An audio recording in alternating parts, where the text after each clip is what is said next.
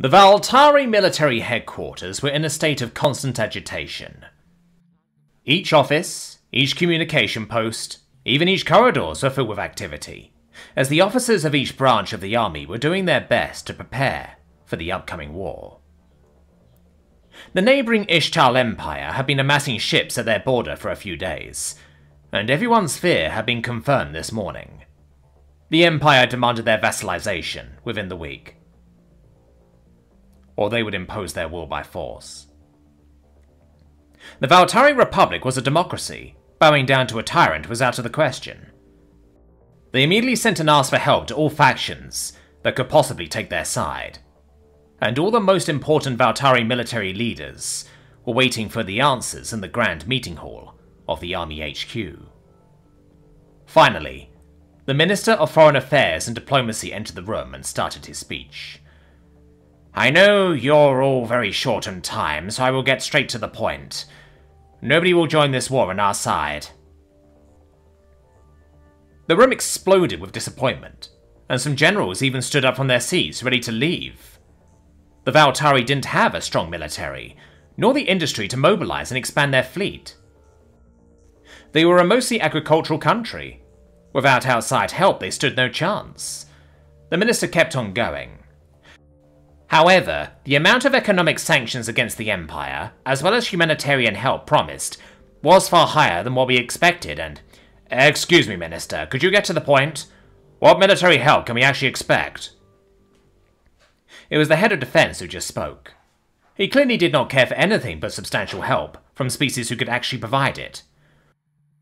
Well, the Kistars, Esti, humans, and Uvliges all promised significant military material donation, as well as trainers to help with mobilization. The general seemed a little relieved. Those are all prime military and industrial powers. If they really acted on those promises, then the Republic might have a chance. The humans also offered to send an attaché. "A what?" asked the head of defense. "An attaché, if I understood correctly, it's a kind of strategic advisor who will observe our tactics and help us improve them." A field marshal sighed. She thought that sounded more like an annoyance. "Why would we want human strategic insight anyway?" she asked. "Well, for starters, the humans never lost a war." "Are you joking?" screamed an admiral. "Against the Deru 45 years ago, they did not win a single battle." "Yes, but they did win the war." "How so?" "Well, I think I will explain. Who knows? Maybe some of us will be inspired by the way humans win wars." 5 decades ago, the Deru were the biggest exporters of luxury products and consumer goods, in a 30,000 light-year radius. However, the rising humans were starting to get into that market too, and the Deru revenues were starting to take a dip. To make matters worse, the Deru had been the unofficial protectors of a trade station network called the RCU for nearly a century. Around this time, the RCU signed an official protectorate treaty with the humans. Safe to say the Deru were furious. I think now is a good time to mention that the Deru and humans were nearly neighbours. Their territories were separated by a 300 light-years wide band of unclaimed space called the Great Way. The absence of borders made it ideal for trade, but also piracy, which is why the RCU was installed there and why they needed protection. When the Deru declared war, they had a marvellous fleet, comprised of hundreds of heavy ships, like dreadnoughts and carriers. The humans, on the other hand, only had a handful of these, most of them being prototypes anyway. The bulk of their navy was still made of light ships like corvettes, destroyers, or frigates. These kind of ships had no chance against the Deru navy, and they indeed lost every single actual battle of the war. But that didn't matter. The human strategy was, for lack of a better word, insane. They placed a blockade on the Deru and enforced it with a fleet much weaker than their opponent. But for what? The Deru economy covered nearly everything and would not collapse without imports like a lot of others would. But the humans only wanted to block their exports, to force the customers to switch to their products. Even in war, they did not seek to invade their enemies, capture territories and win battles. No, war was merely another way to reach the same goal as peace. Now, you're probably wondering why the Deru didn't use their superior navy to break the blockade. Well, their territory was gigantic. There was nearly 7,000 different systems trading ships would use to go from Deru territory to the Great Way. The Deru simply did not have enough ships to put one in each system, so most of the time they would warp to a system, push the humans out, and move on to the next one. As soon as a trading ship tried to go through the supposedly liberated systems, the humans would come back and destroy it.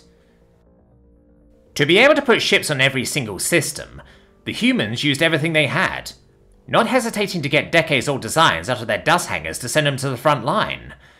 They modified a mass-produced commercial cargo ship to turn it into a low-cost interceptor. It was the cheapest, ugliest piece of scrap the galaxy had ever seen, but it did not matter. What was important was that human dockyards can pump out 10 of those in a day without breaking a sweat. By the end of the war, they had at least 7 ships in every Deru border system.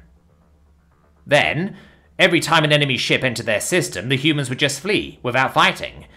If necessary, they would engage in combat, but only to buy time for others to escape. This is why they lost every battle. They weren't even trying to win. The Deru High Command quickly changed their strategy. Instead of trying to clear every system, they just kept their ships in a few of them, to get the way open. However, the humans would just ambush the traders in the next systems, as soon as they entered the Great Way. In the end, the Deru were forced to deploy their fleets in dozens of systems to keep a single trade route open. There was worse.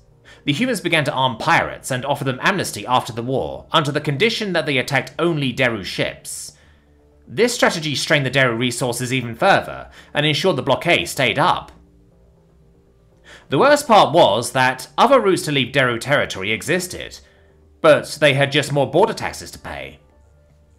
The only effect of the blockade was a 30% to 50% increase in price on Deru products, but that was all the humans needed to convince customers to switch to them. Now, the best part is, from the point of the view of the Deru, the real war hadn't even started. The blockade was more of an annoyance, while they were preparing for a complete invasion of mankind. But as soon as their invasion fleet was about to cross the Great Way, the humans surrendered. That was very surprising to the Deru, but they gladly accepted this easy victory. Even at the negotiation table, the humans' cunning and deception continued to shine. They offered substantial war reparations, if they could keep their protectorate over the RCU. The Deru diplomats, convinced that the humans valued the RCU greatly, decided to take it instead, without reparations. This was exactly what the humans wanted, of course. After the war, most people had switched to buying human products, and did not switch back to the Deru. Defending the RCU network against pirates was costly, and only really worth it if you had a lot of goods flowing through them. The Deru were left weakened, cut from their main source of revenue, with a boulder tied to their legs. The humans had secured control over a gigantic market, while earning the respect of most pirates in the Great Way. This, my friends, is how humans win wars. Not just through glorious battles and shining conquest, but through control of every single detail, in every field, with an overarching strategy encompassing everything. Most of the generals in the room were already discussing new strategies, inspired by the human doctrine. The head of defense stood up. "Tell the humans to send their attaché, and let's hope they'll be as brilliant for us as they were against the Deru."